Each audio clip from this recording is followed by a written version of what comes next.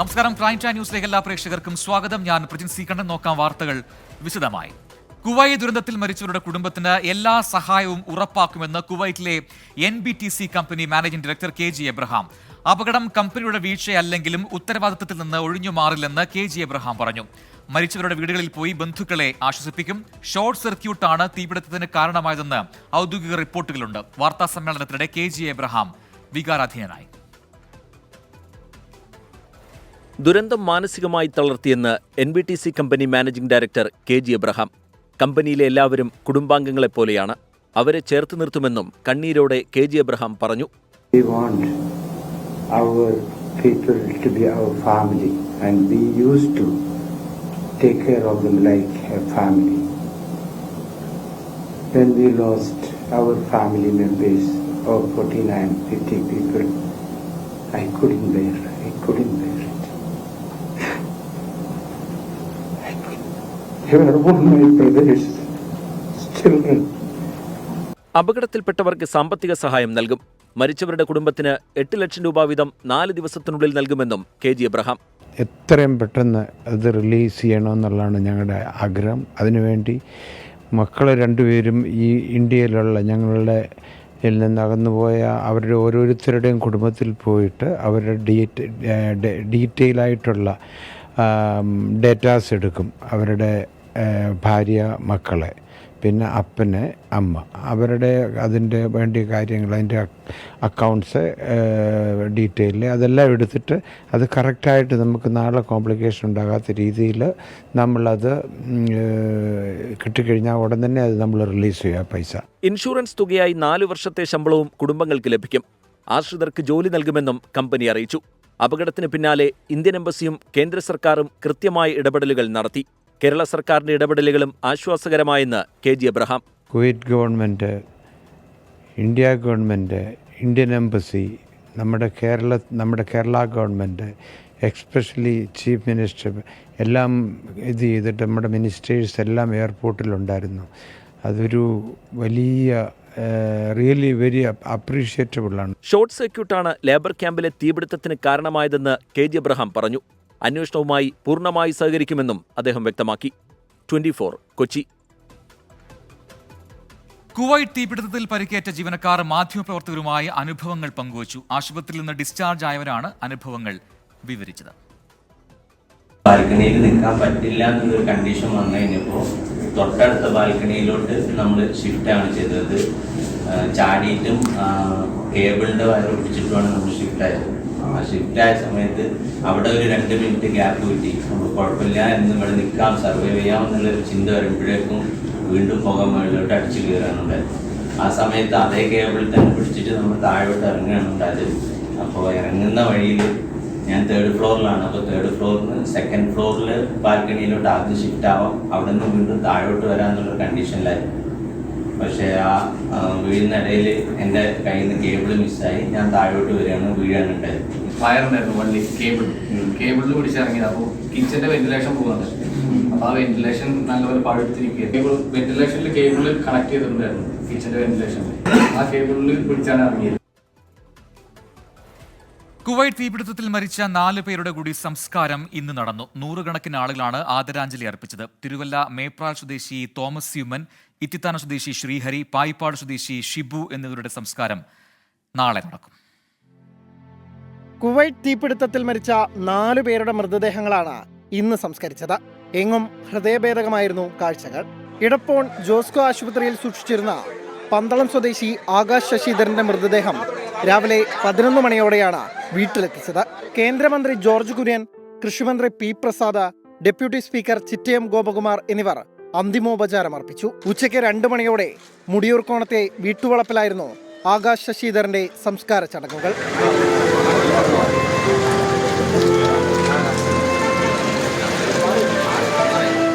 കണ്ണൂർ സ്വദേശി അനീഷ് കുമാറിന്റെ മൃതദേഹം പയ്യാമ്പലം ബീച്ചിൽ സംസ്കരിച്ചു. മക്കളായ അശ്വിനും ആദിഷയും ചേർന്നാണ് ചിതയ്ക്ക് തീ കൊളുത്തിയത്. നരിക്കൽ മാർത്തോമ ചർച്ചിലായിരുന്നു കൊല്ലം പുനലൂർ സ്വദേശി സാജൻ ജോർജിന്റെ സംസ്കാരം.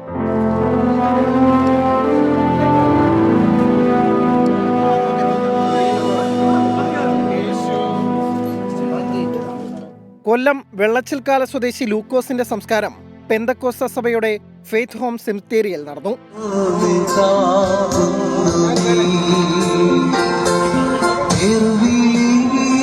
തിരുവല്ല മേപ്രാൽ സ്വദേശി തോമസ് യൂമൻ, ഇത്തിക്കാനം സ്വദേശി ശ്രീഹരി, പായിപ്പാട് സ്വദേശി ഷിബു എന്നിവരുടെ സംസ്കാരം നാളെ നടക്കും. വിവിധ ബ്യൂറോകൾക്കൊപ്പം 24 കൊട്ടാരക്കര. ആരോഗ്യമന്ത്രി വീണ ജോർജിന്റെ കുവൈറ്റ് യാത്രയ്ക്ക് അനുമതി നിഷേധിച്ചതിൽ വിദേശകാര്യ വകുപ്പ് തന്നെ വിശദീകരണം നൽകിയിട്ടുണ്ടെന്ന് കേന്ദ്രമന്ത്രി ജോർജ് കുര്യൻ പറഞ്ഞു. ഇക്കാര്യത്തിൽ കൂടുതൽ പ്രതികരിക്കാനില്ല. മുതലപ്പൊഴി വിഷയത്തിൽ ഫയൽ തന്റെ മുന്നിൽ എത്തിയിട്ടുണ്ട്. DPR പരിശോധിച്ച ശേഷം പിന്നീട് സ്ഥലം സന്ദർശിക്കുമെന്നും ജോർജ് കുര്യൻ പറഞ്ഞു. കേന്ദ്രമന്ത്രിയായി സ്ഥാനമേറ്റ ശേഷം നെടുമ്പാശ്ശേരി വിമാനത്താവളത്തിൽ എത്തിയതിന് പിന്നാലെയായിരുന്നു പ്രതികരണം. അതിനെപ്പറ്റി അത് ചർച്ച ചെയ്ത് കഴിഞ്ഞല്ലോ. എൻ്റെ വകുപ്പല്ല വിദേശകാര്യ വകുപ്പ്. വിദേശകാര്യ വകുപ്പ് അതിനെപ്പറ്റി വിശദീകരണം നൽകി കഴിഞ്ഞു. അതിനെപ്പറ്റി കൂടുതലായിട്ട് എനിക്കൊന്നും പറയാനില്ല. അത് തന്നെയല്ല മുഖ്യമന്ത്രി ആ വിഷയത്തെപ്പറ്റി ഇപ്പോൾ കൂടുതലായിട്ട് ചർച്ച വേണ്ട എന്ന് മുഖ്യമന്ത്രിയും പറഞ്ഞു. ഇനി അവിടെയുള്ള അതിൻ്റെ സ്റ്റേക്ക് ഹോൾഡേഴ്സ് എന്ന് പറയുന്നത് ഫിഷർമാനാണ്. അവർ പറയുന്നതാണല്ലോ വിദഗ്ധ അഭിപ്രായം. അപ്പോൾ അത് അവരെ കേട്ടതിന് ശേഷം പിന്നെ സാങ്കേതികമായിട്ടുള്ള വൈദഗ്ധ്യം അതും കൂടെ നോക്കും. മാത്രമല്ല കേരള സർക്കാർ അതിന് വേണ്ടിയുള്ള DPR തയ്യാറാക്കിക്കൊണ്ടിരിക്കുകയാണെന്നാണ് ഞാൻ മനസ്സിലാക്കുന്നത്. അത് കഴിഞ്ഞാൽ ഉടനെ തന്നെ അതിൻ്റെ തീരുമാനമെടുക്കും. കാഫിർ സ്ക്രീൻഷോട്ട് വിവാദത്തിൽ യൂത്ത് ലീഗ് നേതാവ് PK മുഹമ്മദ് കാസിം കുറ്റക്കാരനല്ലെന്ന പോലീസ് റിപ്പോർട്ട് ആയുധമാക്കുകയാണ് UDF. പ്രതികൾ ആരാണെന്ന് പോലീസിനും CPIM-നും അറിയാമെന്ന് ഷാഫി പറമ്പിൽ ആരോപിച്ചു. സ്ക്രീൻഷോട്ട് പ്രചരിപ്പിച്ച KK ലതിക ഉൾപ്പെടെയുള്ളവരെ അറസ്റ്റ് ചെയ്യണമെന്ന് Kozhikode DCC president K Praveenkumar ആവശ്യപ്പെട്ടു. ലോക്സഭാ തെരഞ്ഞെടുപ്പിന്റെ തലേന്നാണ് MSF കോഴിക്കോട് ജില്ലാ സെക്രട്ടറി മുഹമ്മദ് കാസിമിന്റെ പേരിൽ കാഫിർ സ്ക്രീൻഷോട്ട് പ്രചരിച്ചത്. പോലീസ് അന്വേഷണത്തിനെതിരെ ഹൈക്കോടതിയെ സമീപിച്ചതോടെ കോടതി റിപ്പോർട്ട് തേടി. തുടർന്ന് പ്രഥമദൃഷ്ട്യാ കാസിം കുറ്റക്കാരനല്ലെന്ന റിപ്പോർട്ട് പോലീസ് ഹൈക്കോടതിയിൽ സമർപ്പിക്കുകയായിരുന്നു. ഇത് മുൻനിർത്തി വിഷയം വീണ്ടും സജീവമാക്കുകയാണ് UDF. പ്രതികൾ ആരാണെന്ന് പോലീസിനും CPIM-നും അറിയാമെന്ന് ഷാഫി പറമ്പിൽ. പോലീസിന്റെ ഉത്തരവാദിത്തം ഇതോടുകൂടി തീരുന്നില്ല. പോലീസ് ഇപ്പോഴും കള്ളക്കളി തുടരുക. ഫേസ്ബുക്കിന്റെ നോഡൽ ഓഫീസർക്കെതിരെ ഞങ്ങൾ കേസെടുക്കുന്നു എന്നുള്ളത്, ആ ആവേശം എന്താ? ഇത് കള്ളത്തരമാണെന്ന് അറിഞ്ഞിട്ടും പ്രചരിപ്പിച്ച ആളുകൾക്കെതിരെ കേസെടുക്കാത്ത എന്താ? ഇത് വ്യാജമാണെന്ന് അറിഞ്ഞിട്ടും അത് ഉപയോഗിച്ച ആളുകൾക്കെതിരെ കേസെടുക്കാത്ത എന്താ? ഉത്തരവാദിത്തപ്പെട്ട നേതാക്കന്മാർക്കെതിരെ കേസെടുക്കാത്ത എന്താ? പോലീസ് ഇനിയും നിഷ്ക്രിയമായാൽ മറ്റ് ഏജൻസികൾ അന്വേഷിക്കണമെന്നാവശ്യപ്പെട്ട് ഹൈക്കോടതിയെ സമീപിക്കുമെന്ന് കോഴിക്കോട് DCC പ്രസിഡന്റ് K പ്രവീൺകുമാറും പ്രതികരിച്ചു. സംഭവം നടന്ന് മാസങ്ങൾ പിന്നിടുമ്പോഴും പ്രതികൾ സൈബർ ലോകത്തെ പിന്നാമ്പുറങ്ങളിൽ വിലസുകയാണ്. 24 കോഴിക്കോട്. CPIM-ന് അതിരൂക്ഷ വിമർശനവുമായി മുസ്ലിം ലീഗ് സംസ്ഥാന അധ്യക്ഷൻ പാണക്കാട് സാദിഖ് അലി ശിഹാബ് തങ്ങൾ. CPIM-ന്റെ മുസ്ലിം വിരുദ്ധ പ്രചാരണം BJPക്ക് ഗുണം ചെയ്തു. സമസ്തയെ രാഷ്ട്രീയത്തിലേക്ക് വലിച്ചിഴക്കാൻ നീക്കം നടത്തിയെന്നും മുസ്ലിം ലീഗ് മുഖപത്രമായ ചന്ദ്രികയിൽ പ്രസിദ്ധീകരിച്ച അഭിമുഖത്തിൽ സാദിഖ് അലി തങ്ങൾ വിമർശിച്ചു. മുസ്ലിം വിഷയങ്ങൾ ഏറ്റെടുക്കുന്നതിൽ CPIM-ന് ആത്മാർത്ഥതയില്ലെന്ന് കുറ്റപ്പെടുത്തുന്നതാണ് പാണക്കാട് സാദിഖ് അലി ശിഹാബ് തങ്ങളുടെ അഭിമുഖം. സദാം ഹുസൈന്റെയും പലസ്തീന്റെയും പേര് പറഞ്ഞ് CPIM മുസ്ലിം വോട്ടുകൾ തട്ടാൻ ശ്രമിച്ചു. എന്നാൽ ഏക സിവിൽ കോഡും മുത്തലാഖ് നിരോധനവും ലവ് ജിഹാദും ആദ്യം കേട്ടത് CPIM-ൽ നിന്നാണെന്ന് തങ്ങൾ ആരോപിക്കുന്നു. കേരളത്തിൽ സച്ചാർ കമ്മിറ്റി റിപ്പോർട്ട് അട്ടിമറിച്ചെന്നും വിമർശനം. രാഷ്ട്രീയം പറയാനില്ലെങ്കിൽ പല കുതന്ത്രങ്ങളും CPIM പുറത്തെടുക്കാറുണ്ട്. കോഴിക്കോട്ടെ കരീംക പ്രയോഗവും വടകരയിലെ കാഫിർ സ്ക്രീൻഷോട്ടും ഉദാഹരണങ്ങളായി തങ്ങൾ ചൂണ്ടിക്കാട്ടുന്നു. CPIM വിതയ്ക്കുന്നത് BJP-യാണ് കൊയ്യുന്നതെന്നും സാദിഖ് അലി തങ്ങൾ കുറ്റപ്പെടുത്തി. സമസ്തയെ രാഷ്ട്രീയത്തിലേക്ക് വലിച്ചിഴയ്ക്കാൻ CPIM നീക്കം നടത്തി. ലീഗ് സമസ്ത ബന്ധം CPIM പഠിക്കണമെന്നും സാദിഖ് അലി തങ്ങൾ പറയുന്നു. CAA പലസ്തീൻ വിഷയങ്ങളിൽ കോൺഗ്രസിന് നിലപാടില്ലെന്ന് ചൂണ്ടിക്കാട്ടി ലീഗിനെ പ്രതിരോധത്തിലാക്കുന്നതായിരുന്നു CPIM-ന്റെ തെരഞ്ഞെടുപ്പ് പ്രചാരണം. എന്നാൽ ഇത് വിലപ്പോയില്ലെന്നാണ് തെരഞ്ഞെടുപ്പ് ഫലത്തിന് ശേഷം ലീഗിന്റെ വിലയിരുത്തൽ. ഇതിനു പിന്നാലെയാണ് CPIM-നെ ലീഗ് അധ്യക്ഷൻ കടന്നാക്രമിച്ചത്. 24 കോഴിക്കോട്. K കരുണാകരനും O രാജഗോപാലിനും ശേഷം കേരളത്തിൽ നിന്നുള്ള കേന്ദ്രമന്ത്രിമാർ സംസ്ഥാനത്തിനായി ഒന്നും ചെയ്തില്ല എന്ന് സുരേഷ് ഗോപി. പ്രസ്താവനയിൽ മുൻ കേന്ദ്രമന്ത്രി V മുരളീധരൻ അതൃപ്തി പ്രകടിപ്പിച്ചു. മൺമറഞ്ഞ കോൺഗ്രസ് നേതാക്കളെ സുരേഷ് ഗോപി പുകഴ്ത്തിയതിൽ രാഷ്ട്രീയം കാണേണ്ടെന്ന് BJP സംസ്ഥാന അധ്യക്ഷൻ K സുരേന്ദ്രൻ പറഞ്ഞു. തൃശൂർ പൂങ്കുന്നത്തെ മുരളി മന്ദിരത്തിലെത്തി K കരുണാകരന്റെയും ഭാര്യയുടെയും സ്മൃതിമണ്ഡപത്തിൽ പുഷ്പാർച്ചന നടത്തി മടങ്ങവെയായിരുന്നു കേന്ദ്രമന്ത്രി സുരേഷ് ഗോപി കേരളത്തിൽ നിന്നുള്ള മുൻ കേന്ദ്രമന്ത്രിമാരുടെ പ്രകടനത്തെക്കുറിച്ച് പറഞ്ഞത്. ലീഡർ ശ്രീ കരുണാകരൻ ചെയ്ത കേരളത്തിന് വേണ്ടിയുള്ള അദ്ദേഹത്തിന്റെ ഇന്ദിരാഗാന്ധി എന്ന് പറയുന്ന ഒരു ദീപസ്തംഭത്തിലുള്ള ഒരു സ്വാധീനം എന്ന് പറയുന്നത് കേരളത്തിന് നന്മയായി വന്ന് ഭവിച്ചിട്ടുണ്ട്. അതിനുശേഷം പിന്നെ ശ്രീ ഒ രാജഗോപാലിന് മാത്രമാണ് അതിനോട് അടുത്തെങ്കിലും ചെയ്യാൻ സാധിച്ചിട്ടുള്ളത്. കെ കരുണാകരൻ കോൺഗ്രസിന്റെ പിതാവാണെന്നും ഇന്ദിരാഗാന്ധി ആധുനിക ഇന്ത്യയുടെ മാതാവാണെന്നും സുരേഷ് ഗോപി പറഞ്ഞു. ഇന്ദിരാഗാന്ധിയെ ഭാരതത്തിന്റെ മാതാവ് എന്ന് കാണുന്നത് പോലെ ലീഡർ ശ്രീ കരുണാകരനെ അതിനു മുമ്പ് അദ്ദേഹത്തിന്റെ മുൻഗാമികളൊക്കെ ഇതിന്റെ ഫൗണ്ടേഴ്സ്, കോ ഫൗണ്ടേഴ്സ് ഒക്കെ ഉണ്ടാവും. അവരോടൊന്നും അപമര്യാദയല്ല. സുരേഷ് ഗോപിക്ക് മറുപടിയുമായി മുൻ കേന്ദ്രമന്ത്രി വി മുരളീധരൻ രംഗത്തെത്തി. എനിക്ക് ബോധ്യമുണ്ടല്ലോ ഞാൻ എന്താ ചെയ്തത്. കേരളത്തിലെ ജനങ്ങൾക്കും ബോധ്യമുണ്ട്. അദ്ദേഹത്തോട് ഒന്നും കൂടി ചോദിക്കും. അപ്പൊ അദ്ദേഹം യഥാർത്ഥത്തിൽ ഉദ്ദേശിച്ചത് എന്താണെന്ന് പറയും. നിങ്ങൾ പറയുന്നത് തന്നെയാണോ അദ്ദേഹം പറഞ്ഞത്, അത് തന്നെയാണോ ഉദ്ദേശിച്ചത് എന്നുള്ള കാര്യമാണ് മനസ്സിലാവുന്നത്. ഇന്ദിരാഗാന്ധിയെ പ്രശംസിച്ചുള്ള സുരേഷ് ഗോപിയുടെ പരാമർശത്തോട് വി മുരളീധരൻ പ്രതികരിച്ചില്ല. പ്രസ്താവനയിൽ രാഷ്ട്രീയം കാണേണ്ടതില്ലെന്നാണ് BJP സംസ്ഥാന അധ്യക്ഷൻ കെ സുരേന്ദ്രൻ പറഞ്ഞത്. 24 തൃശൂർ. മുൻ മുഖ്യമന്ത്രി കെ കരുണാകരന്റെയും പത്നി കല്യാണിക്കുട്ടിയുടെയും സ്മൃതി മണ്ഡപത്തിൽ പുഷ്പാർച്ചന നടത്തി കേന്ദ്രമന്ത്രി സുരേഷ് ഗോപി. കരുണാകരന്റെ മകൾ പത്മജ വേണുഗോപാൽ ഉൾപ്പെടെയുള്ള BJP നേതാക്കൾക്കൊപ്പമാണ് സുരേഷ് ഗോപി സ്മൃതി മണ്ഡപത്തിൽ എത്തിയത്. ലൂർദ് പള്ളിയിൽ സുരേഷ് ഗോപി സ്വർണ്ണക്കൊന്ത സമർപ്പിച്ചു.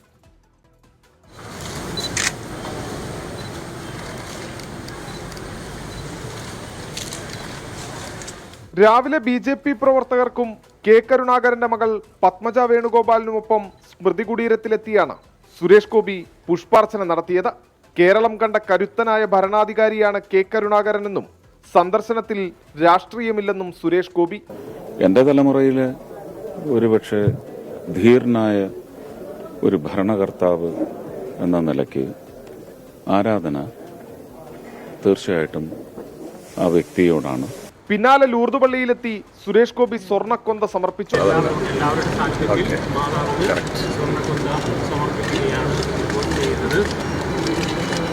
ഇപ്പോൾ കേന്ദ്ര സഹമന്ത്രി കൂടിയായിരുന്നു. ഇപ്പോൾ നമ്മുടെ പള്ളിയിൽ സന്ദർശിക്കുവാൻ വന്നതിൽ വളരെ സന്തോഷമുണ്ട്. അദ്ദേഹം ഒരു സമർപ്പണം, ജപമാല, സ്വർണത്തിൻ്റെ ജപമാല പരിശുദ്ധ അമ്മയെ ധരിപ്പിച്ച് സമർപ്പിച്ചു. ദൈവത്തോട് നന്ദി പറഞ്ഞുകൊണ്ട് അദ്ദേഹം പാട്ടുപാടി. വളരെ സന്തോഷമുണ്ട്. മകളുടെ കല്യാണത്തോടനുബന്ധിച്ച് സുരേഷ് ഗോപി ലൂർദ് പള്ളിയിൽ കിരീടം സമർപ്പിച്ചത് ഏറെ വിവാദമായിരുന്നു. ചെമ്പുകിരീടമാണ് സമർപ്പിച്ചതെന്ന തരത്തിൽ കടുത്ത സൈബർ ആക്രമണമാണ് സുരേഷ് ഗോപി നേരിട്ടത്. 24 തൃശൂർ. ഇനി നോക്കാം ചില വാർത്തകൾ ചുരുക്കത്തിൽ. വിഴിഞ്ഞം അന്താരാഷ്ട്ര തുറമുഖത്തിന് കസ്റ്റംസ് അംഗീകാരം. കസ്റ്റംസ് പോർട്ടായി അംഗീകരിച്ച് കേന്ദ്രം ഗസറ്റ് വിജ്ഞാപനം പുറത്തിറക്കി. ഇതോടെ തുറമുഖത്തിലൂടെയുള്ള ചരക്ക് നീക്കം നിയമവിധേയമായി.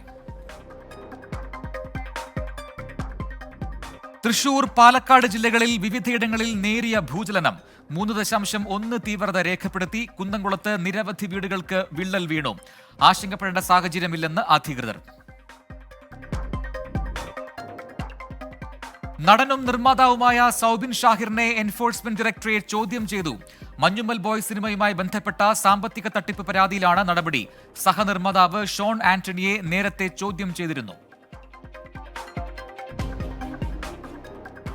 ഡോക്ടർ RLV രാമകൃഷ്ണനെതിരായ അധിക്ഷേപ പരാമർശത്തിൽ നർത്തകിയും അധ്യാപികയുമായ സത്യഭാമയ്ക്ക് ജാമ്യം. നെടുമങ്ങാട് SC/ST കോടതിയാണ് ഉപാധികളോടെ ജാമ്യം അനുവദിച്ചത്. ഉത്തരാഖണ്ഡിൽ ടെമ്പോ വാൻ നദിയിലേക്ക് മറിഞ്ഞ് 10 മരണം. പരിക്കേറ്റ 13 പേരിൽ 4 പേരുടെ നില ഗുരുതരം. ഇവരെ ഋഷികേശ് എയിംസിലേക്ക് മാറ്റി. BJP നേതാവ് ശോഭാ സുരേന്ദ്രനെതിരെ LDF കൺവീനർ EP ജയരാജൻ മാനനഷ്ട കേസ് ഫയൽ ചെയ്തു. കണ്ണൂർ ജില്ലാ കോടതിയിലാണ് കേസ് ഫയൽ ചെയ്തത്.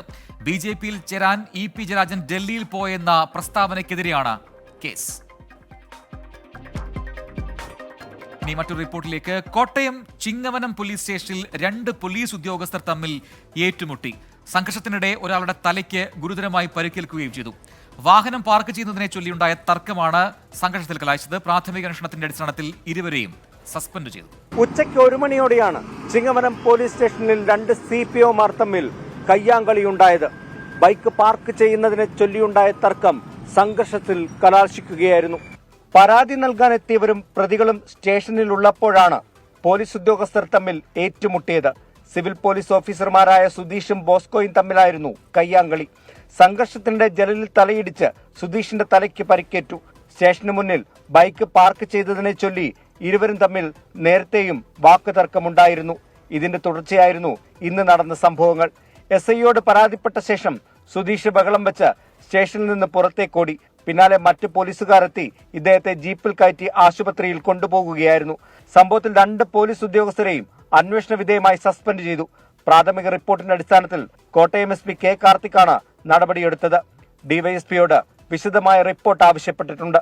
24 കോട്ടയം. കാസർഗോഡ് മൊഗ്രാൽ പുത്തൂരിൽ ലൈഫ് മിഷൻ പദ്ധതിയിൽ വീട് അനുവദിച്ചെന്ന് പറഞ്ഞ് ഉദ്യോഗസ്ഥർ വഞ്ചിച്ചുവെന്ന് പരാതി. രേഖകൾ തിരികെ വാങ്ങാൻ പഞ്ചായത്ത് ഓഫീസിലെത്തിയ സ്ത്രീയെ ഉദ്യോഗസ്ഥൻ പൂട്ടിയിട്ടു. പുത്തൂർ സ്വദേശി സാവിത്രിയുടെ പരാതിയിൽ VO M അബ്ദുൽ നാസറിനെതിരെ പോലീസ് കേസെടുത്തു. ഉദ്യോഗസ്ഥരുടെ വാക്ക് വിശ്വസിച്ച് ഉണ്ടായിരുന്ന വീട് പൊളിച്ചു കളഞ്ഞ സാവിത്രിയും കുടുംബവും ഇപ്പോൾ പെരുവഴിയിലാണ്.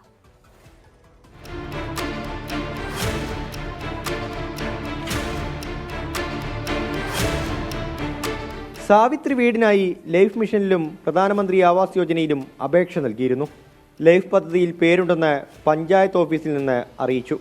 വില്ലേജ് എക്സ്റ്റൻഷൻ ഓഫീസർ ആവശ്യപ്പെട്ടതനുസരിച്ച് പഴയ വീട് പൊളിച്ചു നീക്കി.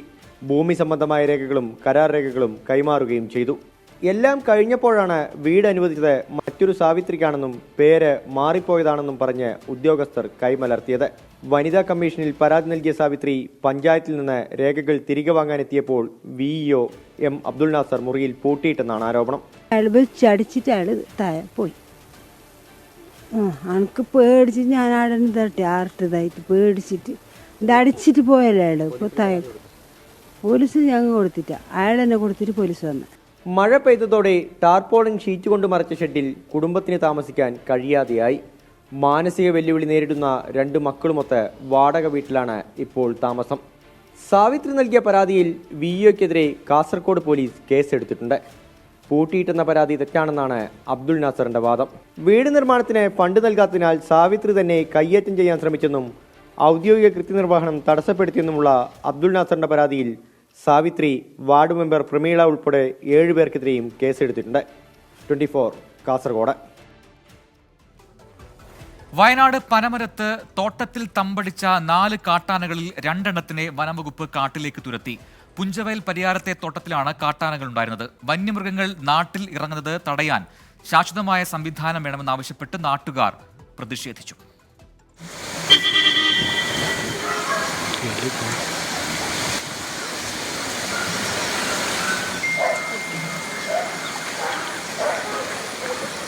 ഇന്നുച്ചയ്ക്ക് ശേഷമായിരുന്നു വനം വകുപ്പിന്റെ ദൗത്യം. പുഞ്ചവയൽ പരിയാരത്തെ തോട്ടത്തിൽ നിലയുറപ്പിച്ച 4-ൽ 2 ആനകളെയാണ് വനത്തിലേക്ക് പായിച്ചത്.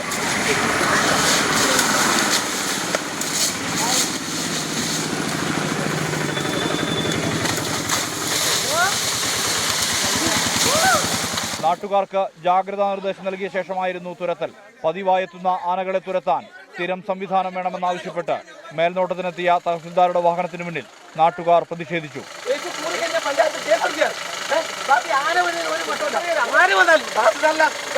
എനിക്കൊരു പേടിയില്ല. വനംവകുപ്പിന് എന്ത് ചെയ്യാൻ പറ്റും? വനംവകുപ്പിന് ഒന്നും ചെയ്യാൻ പറ്റില്ല. ഇവിടുത്തെ സർക്കാരും ചെയ്യാൻ പറ്റില്ല. ഞാൻ ഇവിടെ എൻ്റെ മുന്നിൽ ഇത് നോക്ക്, എൻ്റെ വീടിൻ്റെ ഈ 2 സൈഡ് കൂടെ ആന വരിക. 1ഉം 2ഉം അല്ല. ഇന്നലെ ഓടിച്ചിട്ട് ആനയാടി വരുന്നത്. ഞാൻ ഇന്നലെ 8 മണിക്ക് ആന ഓടിച്ചിട്ടുണ്ട്. ഇപ്പം ഫുള്ളായിട്ടാണ് എല്ലാ വഴിക്കും വരായിരുന്നു. ഉദ്യോഗസ്ഥന്മാര് ഫെൻസിന് മുഴുവൻ തകർത്തു വെച്ചിരിക്കുകയാണ്. ഞങ്ങൾക്ക് കൃഷി എടുക്കാനേ പറ്റുന്നില്ല. ഇത് 30 കൊല്ലമായിട്ട് ഈ ആന വരുന്നുണ്ട്. 2 ആനകൾ ഇപ്പോഴും തോട്ടത്തിലാണ്. ഇത് ജനവാസ കേന്ദ്രത്തിലേക്ക് ഇറങ്ങാതിരിക്കാനുള്ള ജാഗ്രത തുടരുകയാണ് വനംവകുപ്പ്. രാത്രിയിൽ ആനകൾ വനത്തിലേക്ക് കയറിപ്പോയില്ലെങ്കിൽ ദൗത്യം നാളെ പുനരാരംഭിക്കും. മനു ദാമോദരനും പ്രകാശൻ പള്ളത്തിനുമൊപ്പം സുർജിത് അയ്യപ്പത്ത്, 24 വയനാട്. ലോക കേരള സഭാ സമ്മേളനത്തിന് നിയമപരിരക്ഷ ഉറപ്പാക്കാൻ സർക്കാർ നടപടിയെടുക്കുമെന്ന് മുഖ്യമന്ത്രി പിണറായി വിജയൻ. പ്രതിപക്ഷവുമായി ഇക്കാര്യം ചർച്ച ചെയ്യുമെന്നും മറുപടി പ്രസംഗത്തിൽ മുഖ്യമന്ത്രി പറഞ്ഞു. സ്പീക്കറുടെ സമാപന പ്രസംഗത്തോടെ 1.5 ദിവസം നീണ്ടുനിന്ന 4ാം ലോക കേരള സഭയുടെ സമ്മേളനം സമാപിച്ചു. ചർച്ചയിൽ പ്രതിനിധികൾ ഉന്നയിച്ച ആവശ്യങ്ങൾക്ക് മുഖ്യമന്ത്രി പിണറായി വിജയൻ മറുപടി നൽകി.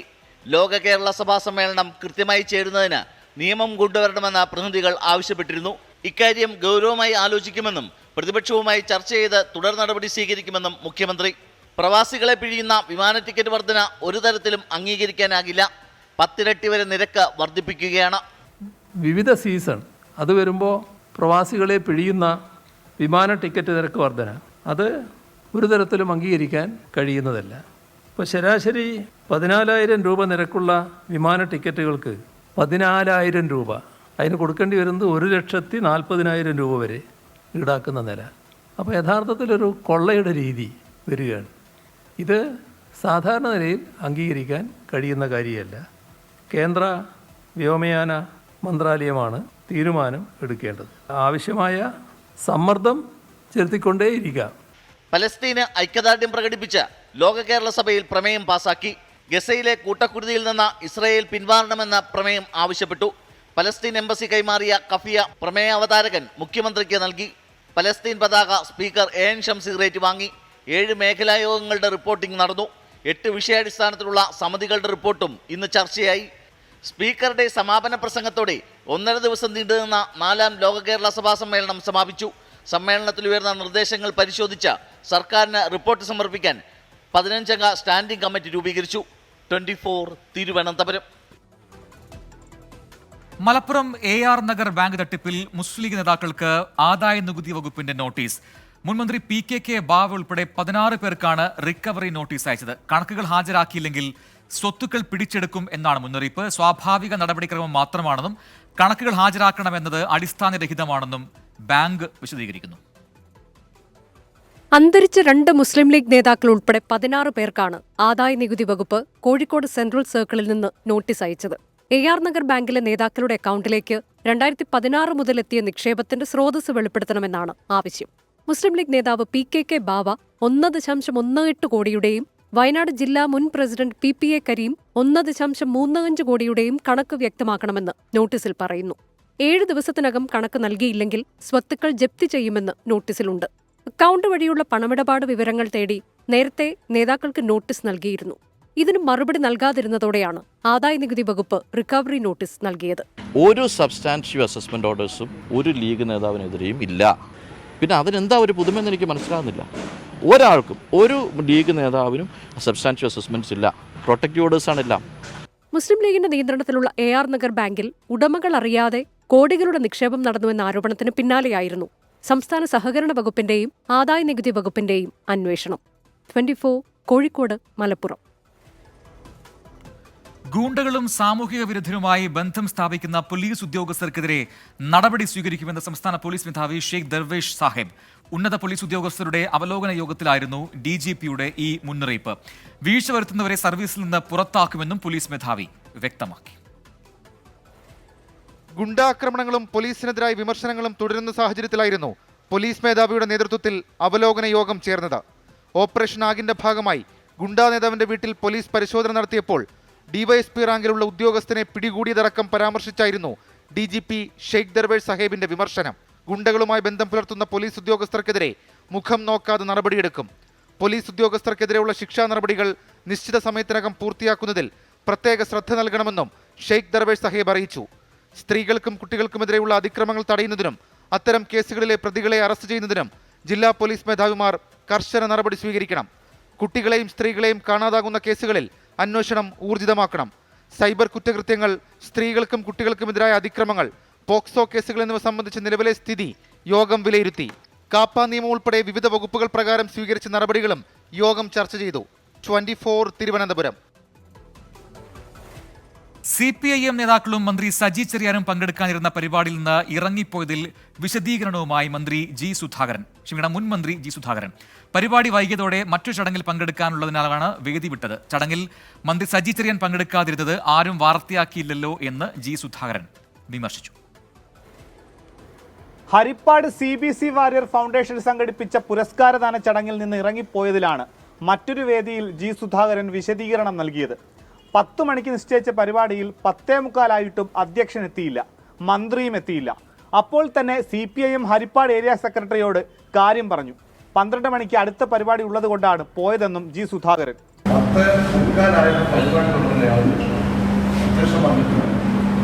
മന്ത്രി വന്നിട്ടില്ല, സുജാത അപ്പോൾ ഞാനത് പറഞ്ഞ 12 മണിക്കാണ് ഇന്നത്തെ താമസം പിന്നെ മര്യാദ. അപ്പോൾ ഞാൻ സെക്രട്ടറി നിങ്ങളോട് സത്യമാണ് സന്തോഷം ഞാൻ ചോദിച്ചു 12 മണിക്കാണ് എന്താ സെക്രട്ടറി വാർത്തയാക്കിയതിൽ മാധ്യമങ്ങൾക്കും വിമർശനം. അവിടെ മന്ത്രി വന്നില്ല, അതെന്താ പറയുക, മന്ത്രി വന്നില്ലല്ലോ, അധ്യക്ഷ സമയത്ത് വന്നില്ല, അതൊന്നും കൊടുക്കുന്നില്ല. ഞാൻ 10 മണിയുടെ പരിപാടി ഞാൻ പറഞ്ഞ് 12 ആക്കിയിരിക്കുകയാണ്. ഇവിടെ ഇവിടെ താമസിക്കുന്ന മോശം എന്തെങ്കിലും നിങ്ങൾക്ക് തുടങ്ങി പരിപാടിയാണ്. ഞാൻ സംസാരിക്കുന്ന 1 മണിക്കായിരിക്കും. മനസ്സിലായി? ഇതാണ് സംഭവം.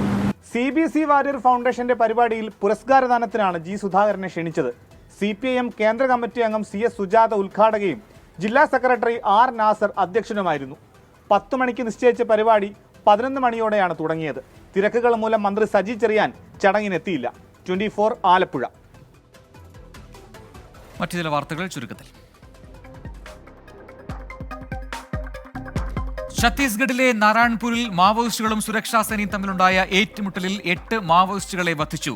ഏറ്റുമുട്ടലിനിടെ ഒരു ജവാന് വീരമൃത്യു, 2 ജവാന്മാർക്ക് പരിക്കേൽക്കുകയും ചെയ്തു. നാരായൺപൂരിലെ അബൂജ് മാണ്ഡ് വനമേഖലയിലാണ് ഏറ്റുമുട്ടലുണ്ടായത്. ലോക്സഭാ തെരഞ്ഞെടുപ്പിന് പിന്നാലെ കർണാടകയിൽ ഇന്ധനവില വർധന. സംസ്ഥാന സർക്കാർ വിൽപ്പന നികുതി വർദ്ധിപ്പിച്ചതിനെ തുടർന്നാണ് വില ഉയർന്നത്. പെട്രോളിന് 3.9%, ഡീസലിന് 4.1%മാണ് നികുതി കൂട്ടിയത്.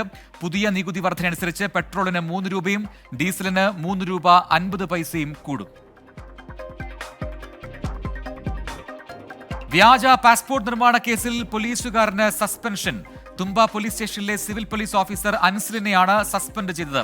വ്യാജ പാസ്പോർട്ടുമായി കഴിഞ്ഞ ദിവസം കൊല്ലം സ്വദേശിയെ പിടികൂടിയിരുന്നു.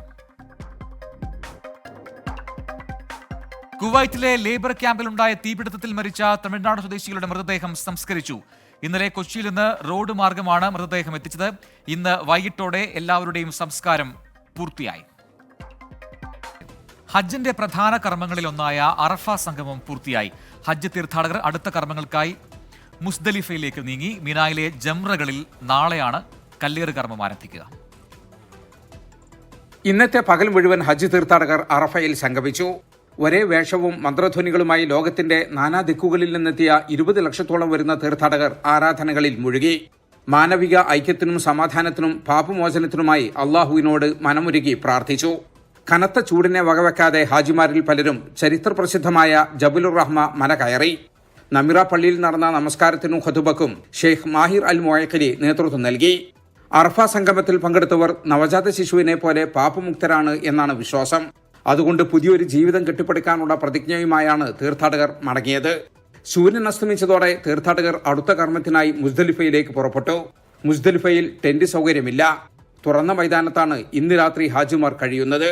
മീനായിലെ ജംറകളിൽ എറിയാനുള്ള കല്ലുകൾ മുസ്ദലിഫയിൽ നിന്നാണ് ശേഖരിക്കുന്നത്. ഇനിയുള്ള 4 ദിവസം എറിയാനായി 70 കല്ലുകൾ വരെ ശേഖരിക്കും. നാളെ രാവിലെ മീനായിൽ തിരിച്ചെത്തുന്ന ഹാജിമാർ ജംറകളിൽ കല്ലേർ കർമ്മം ആരംഭിക്കും. 3 ജംറകളിൽ പ്രധാനപ്പെട്ട ജംറത്തുൽ അഖബയിലാണ് നാളെ കല്ലെറിയുക. ബലിപെരുന്നാൾ ദിവസമായ നാളെയാണ് ഹജ്ജ് തീർത്ഥാടകർക്ക് ഏറ്റവും കൂടുതൽ കർമ്മങ്ങൾ അനുഷ്ഠിക്കാനുള്ളത്. കല്ലേർ കർമ്മത്തിന് പുറമെ മുടിയെടുക്കുക, ബലി നൽകുക, വിശുദ്ധ കാബയെ പ്രദക്ഷിണം ചെയ്യുക തുടങ്ങിയവ നാളെ നിർവഹിക്കും. ഇഹ്റാമിന്റെ പ്രത്യേക വസ്ത്രങ്ങൾ മാറ്റി ഹാജിമാർ സാധാരണ വസ്ത്രത്തിലേക്ക് മാറുകയും ചെയ്യും. ജലീൽ കണമകലം, 24 ജിദ്ദ.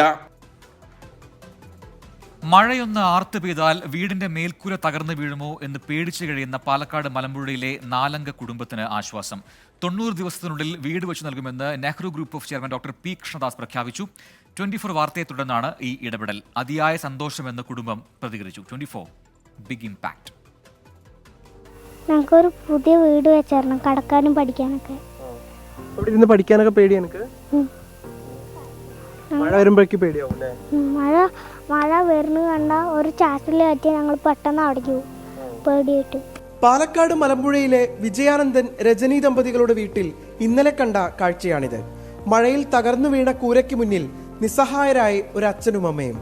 എന്തു ചെയ്യണമെന്നറിയാതെ മക്കളായ ആദിവിഷ്ണുവും ആദിദേവും. നിർധന കുടുംബത്തിന്റെ ഈ ദുരവസ്ഥയ്ക്കാണ് അറുതിയാകുന്നത്.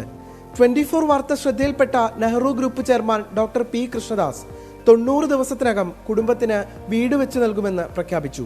ഈ കുടുംബത്തിന് വരുന്ന 90 ദിവസങ്ങൾക്കുള്ളിൽ വീട് നിർമ്മിച്ച് അവർക്ക് അവിടെ താമസ സൗകര്യം ഒരുക്കിക്കൊണ്ട് ഞങ്ങൾ കൈമാറുന്നതായിരിക്കും. അവരുടെ വീട് സന്ദർശിക്കുകയും അവരുടെ മറ്റു പ്രശ്നങ്ങൾ എന്താണെന്ന് മനസ്സിലാക്കി ഞങ്ങളാൽ കഴിയാവുന്ന രീതിയിൽ അവരെ സഹായിക്കുമാണ് ഞങ്ങളുടെ ഉദ്ദേശം.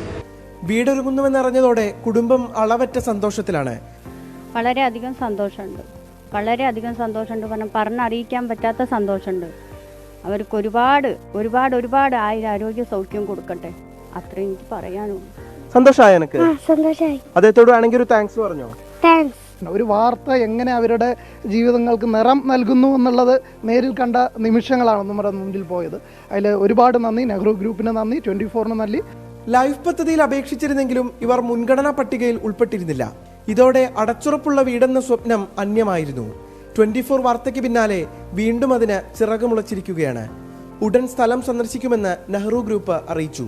എന്തായാലും ഇത് തന്നെയാണ് വാർത്ത. ഇത്തരത്തിലുള്ള ഇടപെടൽ തന്നെയാകണം വാർത്ത എന്ന് ഞങ്ങളും തിരിച്ചറിയുകയാണ്. എന്തായാലും ഇതിനുവേണ്ടി ഇടപെട്ട നെഹ്റു ഗ്രൂപ്പിനോടുള്ള നന്ദി ഒരിക്കൽ കൂടി ഞങ്ങൾ അറിയിക്കുകയുമാണ്. രാജീവ് സുദേവിനൊപ്പം മലമ്പുഴയിൽ നിന്ന് നിഖിൽ പ്രമേഷ്, 24. മണിപ്പൂർ സെക്രട്ടേറിയറ്റ് സമുച്ചയത്തിന്റെ ഭാഗമായ കെട്ടിടത്തിൽ തീപിടുത്തം. മുഖ്യമന്ത്രി എൻ ബിരൻ സിംഗിന്റെ ഔദ്യോഗിക വസതിക്ക് സമീപത്താണ് തീപിടുത്തമുണ്ടായത്. IAS ഓഫീസർമാർക്കു വേണ്ടി നിർമ്മിച്ചിരിക്കുന്ന ഉപേക്ഷിക്കപ്പെട്ട കെട്ടിടത്തിൽ നിന്നാണ് തീ പടർന്നത്.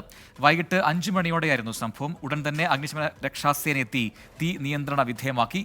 അപകട കാരണം കണ്ടെത്താൻ അന്വേഷണം ആരംഭിച്ചതായി പോലീസ് അറിയിച്ചു. സംഭവത്തിൽ അട്ടിമറിയുണ്ട് എന്നാണ് പ്രാഥമിക നിഗമനം. കഴിഞ്ഞ മണിക്കൂറുകളിൽ സംസ്ഥാനത്ത് മെയ്തേയ് വിഭാഗക്കാരുടെ വീടുകൾക്കും വാഹനങ്ങൾക്കും നേരെ വ്യാപകമായി തീവെപ്പുണ്ടായതായും റിപ്പോർട്ടുകൾ ഉണ്ട്. കോട്ടയം തൃക്കൊടിത്താണത്ത് പാറക്കുളത്തിൽ വീണ് 2 വിദ്യാർത്ഥികൾ മരിച്ചു. 10ാം ക്ലാസ് വിദ്യാർത്ഥി ആദർശ്, 6ാം ക്ലാസ് വിദ്യാർത്ഥി അഭിനവ് എന്നിവരാണ് മരിച്ചത്. ചൂണ്ടയിടുന്നതിനിടെയാണ് കുട്ടികൾ അപകടത്തിൽപ്പെട്ടത്. ഇന്നുച്ചയ്ക്ക് 12 മണിയോടെയാണ് സംഭവം. തൃക്കൊടിത്താനം ചെമ്പുപുറത്ത് ഉപയോഗശൂന്യമായി കിടന്ന പാറക്കുളത്തിൽ ചൂണ്ടയിടാനെത്തിയതാണ് വിദ്യാർത്ഥികൾ. ഒരാൾ കാൽവഴുതി വെള്ളത്തിൽ വീണു. രക്ഷിക്കാനുള്ള ശ്രമത്തിലാണ് രണ്ടാമനും വെള്ളത്തിൽ വീണത്. നാട്ടുകാർ വിവരം അറിയിച്ചതിനെ തുടർന്ന് തൃക്കൊടിത്താനം പോലീസും ചങ്ങനാശ്ശേരി ഫയർഫോഴ്സും സ്ഥലത്തെത്തി തിരച്ചിൽ നടത്തി. വിദ്യാർത്ഥികളെ കുളത്തിൽ നിന്ന് പുറത്തെടുത്തപ്പോൾ തന്നെ ജീവൻ നഷ്ടപ്പെട്ടിരുന്നു. മൃതദേഹങ്ങൾ ചങ്ങനാശ്ശേരി ജനറൽ ആശുപത്രിയിലേക്ക് മാറ്റി. ഏറെ നാളായി ഉപയോഗശൂന്യമായി കിടന്ന പാറക്കുളത്തിൽ മുമ്പും നിരവധി അപകടങ്ങൾ ഉണ്ടായിട്ടുണ്ട്. ഇതേ തുടർന്ന് നാട്ടുകാർ കുളത്തിന് സമീപത്തേക്ക് പ്രവേശനം നിയന്ത്രിച്ചിരുന്നു. ഇത് ശ്രദ്ധിക്കാതെയാണ് വിദ്യാർത്ഥികൾ ചൂണ്ടയിടാനെത്തിയത്. 24 കോട്ടയം. കോഴിക്കോട് മാങ്കാവിൽ നടുറോട്ടിൽ സ്വകാര്യ ബസ് ജീവനക്കാരുടെ കയ്യാങ്കളി. സമയക്രമവുമായി ബന്ധപ്പെട്ട തർക്കമാണ് കയ്യാങ്കളിയിൽ കലാശിച്ചത്. കോഴിക്കോട് നിന്ന് പന്തീരാങ്കാവിലേക്കുള്ള 2 സ്വകാര്യ ബസ്സുകൾ മാങ്കാവിലെത്തിയപ്പോഴാണ് പ്രശ്നം തുടങ്ങിയത്. സമയക്രമം തെറ്റിയെന്നാരോപിച്ച് ബസ് റോഡിന് നടുവിൽ നിർത്തി പുറത്തിറങ്ങിയ ജീവനക്കാർ പരസ്പരം വാക്കേറ്റത്തിലേർപ്പെടുകയായിരുന്നു. ഗതാഗതം തടസ്സപ്പെടുത്തിയായിരുന്നു ബസ് ജീവനക്കാരുടെ പരാക്രമം. ബസ്സിൽ യാത്രക്കാരുള്ളത് കണക്കിലെടുക്കാതെ തെറിവിളിയും കയ്യാങ്കളിയും തുടർന്നു. പരസ്പരം ഭീഷണിപ്പെടുത്തി. അല്പനേരം കഴിഞ്ഞാണ് ബസ്സുകൾ റോഡിൽ നിന്ന് മാറ്റാൻ ജീവനക്കാർ തയ്യാറായത്. സംഭവത്തിൽ പരാതി ലഭിച്ചിട്ടില്ലെന്ന് പോലീസ് പ്രതികരിച്ചു. 24 കോഴിക്കോട്. തിരികെ വാർത്തകളിലേക്ക്. ഏതു മണ്ഡലം നിലനിർത്തണം എന്നതിൽ രാഹുൽ ഗാന്ധിയുടെ തീരുമാനം ഉടനുണ്ടാകും. ദേശീയ രാഷ്ട്രീയ സാഹചര്യവും പാർട്ടിയിലെ പൊതുവികാരവും കണക്കിലെടുത്ത് രാഹുൽ വയനാട് ഉപേക്ഷിച്ച് റായ്ബറേലി നിലനിർത്താനാണ് സാധ്യത. രാഹുലിന്റെ ഒഴിവിൽ പ്രിയങ്ക ഗാന്ധി മത്സരിക്കണമെന്ന ആവശ്യം ശക്തമായിട്ടുണ്ട്. ഉത്തർപ്രദേശിൽ കോൺഗ്രസിന്റെ തിരിച്ചുവരവിനും ഇന്ത്യ സഖ്യത്തിന്റെ മുന്നേറ്റത്തിനും രാഹുൽ ഗാന്ധി റായ്ബറേലി നിലനിർത്തണമെന്നാണ് നേതാക്കളുടെ ആവശ്യം. BJPയോട് പോരാടാൻ രാഹുൽ വടക്കേ ഇന്ത്യയിൽ തന്നെ തുടരണമെന്നും ഇവർ പറയുന്നു. UDFന്റെ ഉറച്ച മണ്ഡലമായ വയനാട് നിലനിർത്തുന്നതുകൊണ്ട് പാർട്ടിക്ക് വലിയ ഗുണവുമില്ലെന്നാണ് കോൺഗ്രസ് നേതൃത്വത്തിന്റെ വിലയിരുത്തൽ. അന്തിമ തീരുമാനം രാഹുലിന് വിട്ടിരിക്കുകയാണ്. 17-നകം രാഹുൽ നിലപാട് പ്രഖ്യാപിക്കുമെന്നാണ് കോൺഗ്രസ് അറിയിച്ചിരിക്കുന്നത്. പ്രതിസന്ധി ഘട്ടത്തിൽ ഒപ്പം നിന്ന മണ്ഡലമായ വയനാടിനോട് രാഹുലിന് വൈകാരികമായ അടുപ്പമുണ്ട്. രാഹുൽ ഗാന്ധി ഒഴിയുന്ന മണ്ഡലത്തിൽ പ്രിയങ്ക ഗാന്ധിയുടെ പേരാണ് സജീവ പരിഗണനയിൽ. രാഹുൽ വയനാടാണ് ഒഴിയുന്നതെങ്കിൽ ഉപതെരഞ്ഞെടുപ്പിൽ കേരളത്തിലെ നേതാക്കളെ തന്നെ മത്സരിപ്പിച്ചേക്കുമെന്ന റിപ്പോർട്ടുമുണ്ട്. 24 ഡൽഹി. ബാർക്കോഴ വിവാദത്തിൽ മകനെതിരായ ആരോപണം രാഷ്ട്രീയ പ്രേരിതമെന്ന് ആവർത്തിച്ച് തിരുവഞ്ചൂർ രാധാകൃഷ്ണൻ. ബാർ ഉടമ അനുമോനുമായി ബന്ധമുള്ള CPIM നേതാവ് ആണ് ഗൂഢാലോചന നടത്തിയതെന്നും ഇതേക്കുറിച്ച് അന്വേഷിക്കണമെന്നും തിരുവഞ്ചൂർ രാധാകൃഷ്ണൻ 24നോട് പറഞ്ഞു. ശബ്ദരേഖ പുറത്തുവന്നത് അന്വേഷിക്കുന്ന ക്രൈംബ്രാഞ്ച് അർജുൻ രാധാകൃഷ്ണന്റെ മൊഴിയെടുത്തിരുന്നു. പിന്നാലെ CPIM ഇത് രാഷ്ട്രീയ ആയുധമാക്കി. തിരുവഞ്ചൂരിന്റെ ഓഫീസിലേക്ക് കോട്ടയം ജില്ലാ കമ്മിറ്റി മാർച്ച് നടത്തുകയും ചെയ്തു. ഇതോടെയാണ് CPIM-നെതിരെ തിരുവഞ്ചൂർ രംഗത്ത് വന്നത്. ബാറുടമ അനിമോനുമായി അടുത്ത ബന്ധമുള്ള CPIM സംസ്ഥാന സമിതി അംഗം ആരാണെന്ന് വ്യക്തമാക്കണമെന്നാണ് തിരുവഞ്ചൂർ ആവശ്യപ്പെടുന്നത്. ഇക്കാര്യത്തെക്കുറിച്ച് ക്രൈംബ്രാഞ്ച് വിശദമായി അന്വേഷിക്കണം. ഇവർ പറയുന്നത് പോലെ ഒരു ബാറിലും എൻ്റെ മോന് ഒരു അംഗത്വമില്ല, ഒരു അഡ്മിനുമല്ല, അവനതുമായിട്ട് ഒരു ബന്ധവുമില്ല. അനിമോനുമായിട്ട് ബന്ധമുള്ള ആളുകളുണ്ടോ CPM-ൽ? ഒന്ന് തിരക്കിയാൽ മതി. അല്ല, തിരക്കിൽ ഇവിടെയുണ്ട്, ഈ ലൊക്കേഷനിലുണ്ടല്ലോ, അവൻ തിരക്കിയാൽ മതി. എന്നാൽ തിരുവഞ്ചൂരിന്റെ ആരോപണത്തിൽ മറുപടി പറയാൻ CPIM നേതാക്കൾ തയ്യാറായില്ല. ശബ്ദരേഖ പുറത്തുവന്നത് സർക്കാരിനെതിരായ ഗൂഢാലോചനയുടെ ഭാഗമാണെന്നാണ് നേതാക്കൾ പറയുന്നത്. ഈ സാഹചര്യത്തിൽ UDF-ഉം പ്രക്ഷോഭത്തിന് തയ്യാറെടുക്കുകയാണ്. അനിമോനുമായുള്ള ബന്ധത്തെ ചൊല്ലിയുള്ള തർക്കം ഇതോടെ CPIM-നെയും കോൺഗ്രസിനെയും ഒരുപോലെ വെട്ടിലാക്കിയിരിക്കുകയാണ്. 24 കോട്ടയം. ഓടുന്ന ട്രെയിനിൽ ചാടിക്കയറുന്നതിനിടെ കാൽ വഴുതി ട്രാക്കിലേക്ക് വീണ യാത്രക്കാരന് രക്ഷകനായി പോലീസ് ഉദ്യോഗസ്ഥൻ. റെയിൽവേ പോലീസ് ഉദ്യോഗസ്ഥൻ ലഗേഷാണ് അപകടത്തിൽപ്പെട്ട യാത്രക്കാരന് തുണയായത്. കണ്ണൂർ റെയിൽവേ സ്റ്റേഷനിലായിരുന്നു ഈ സാഹസിക രക്ഷാപ്രവർത്തനം.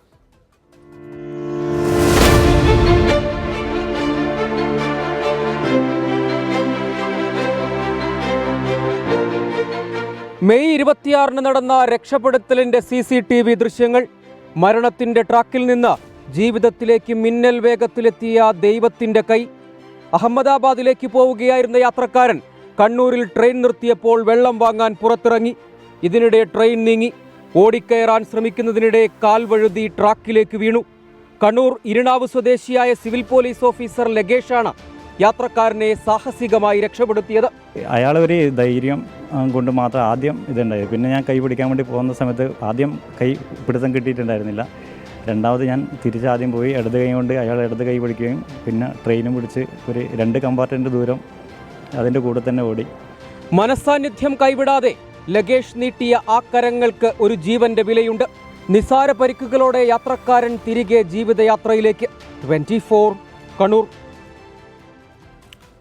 ഇനി സ്പോർട്സ് അപ്ഡേറ്റ് നോക്കാം. 2020 ലോകകപ്പിലെ ഇന്ത്യ കാനഡ മത്സരം ഉപേക്ഷിച്ചു. മഴ തോർന്നെങ്കിലും ഗ്രൗണ്ടിലെ ഈർപ്പം മൂലം ടോസ് പോലും ഇടാൻ കഴിഞ്ഞില്ല. 3 ജയമടക്കം 7 പോയിന്റുമായി ഇന്ത്യ ഗ്രൂപ്പ് ചാമ്പ്യന്മാരായി. അമേരിക്കയാണ് എ ഗ്രൂപ്പിൽ നിന്ന് സൂപ്പർ 8-ലെത്തിയ മറ്റൊരു ടീം. 1 ജയമടക്കം 3 പോയിന്റുമായി 3-ാം സ്ഥാനത്താണ് കാനഡ. ഇനി യൂറോ കപ്പിലേക്ക് വന്നാൽ യൂറോ കപ്പിൽ സ്പെയിൻ ജയത്തുടക്കം. ക്രൊയേഷ്യയെ എതിരില്ലാത്ത 3 ഗോളിന് തോൽപ്പിച്ചു. Alvaro Morata, Fabian Ruiz, Dani Carvajal എന്നിവരാണ് സ്കോറേഴ്സ്. ഇതോടെ പ്രൈം ടൈം ന്യൂസ് പൂർത്തിയാവുന്നു. Good night.